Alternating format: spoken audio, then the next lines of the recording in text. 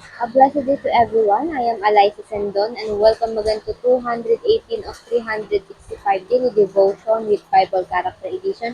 And today is July 6, 2026 and yung title ng devotion natin na ito ngayon is The Prophecy About the Messiah. So, sino ba ang Messiah? Ito ay si Jesus Christ na pinahayag ni Prophet Isaiah.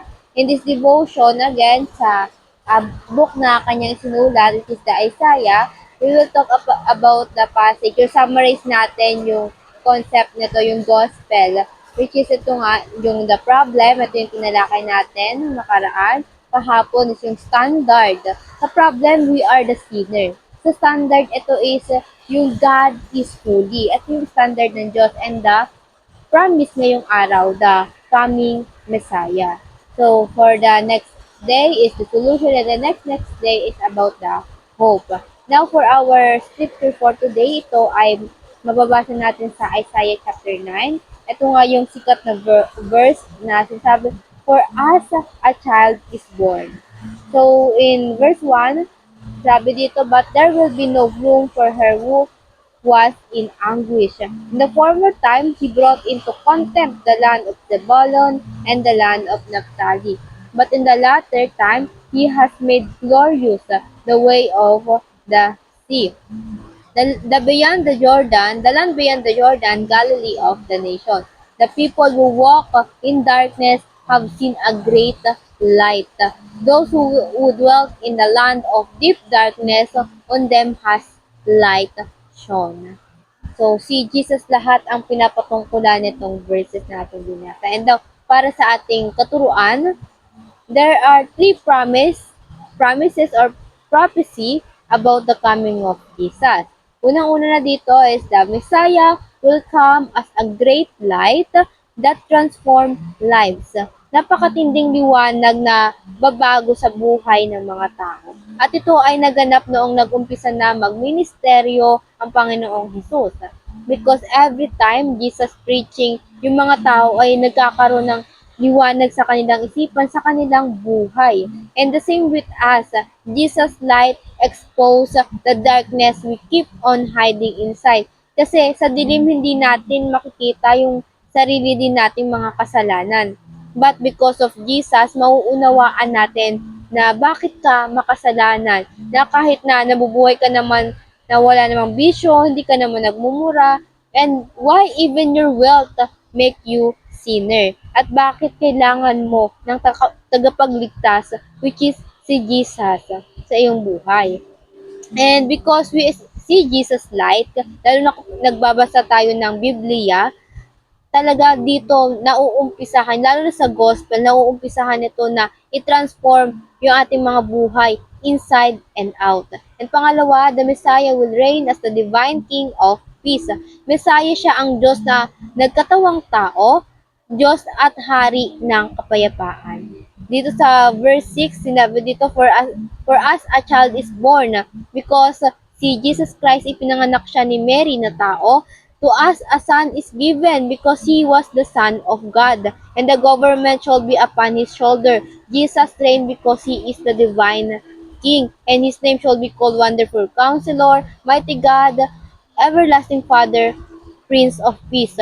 Though you might see your environment na magulo, but what the Lord promised, his son is a Prince of Peace. Magtiwala ka, even at the presence of chaos, there is peace.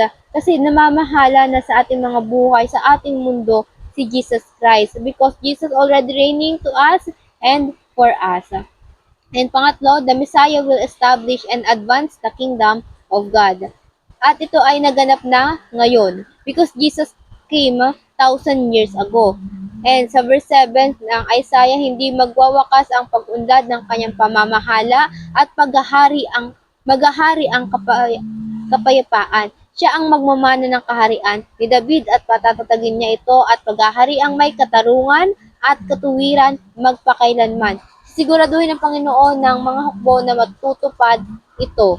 Dito mauunawaan natin ang Panginoon hindi tambay lang sa langit. He is already and always working. He is actively transforming this world.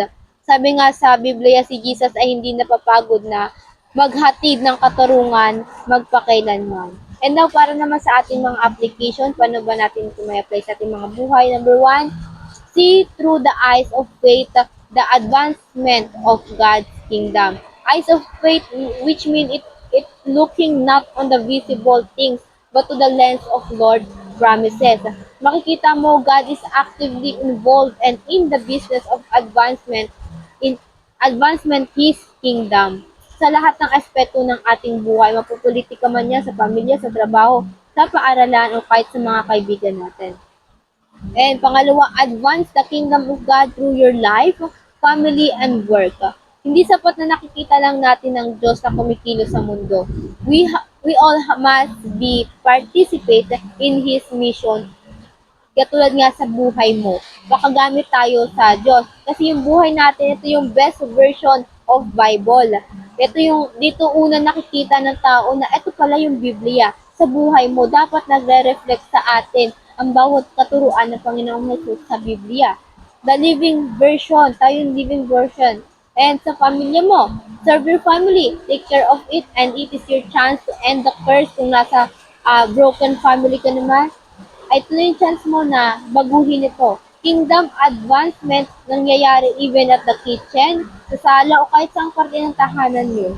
And pangatlo, lastly, the salt and light of the world. Beginning in your own home. Sa ating tahanan nag-uumpisa ang lahat. Salt. Bakit salt? It is because preserving the goodness of God.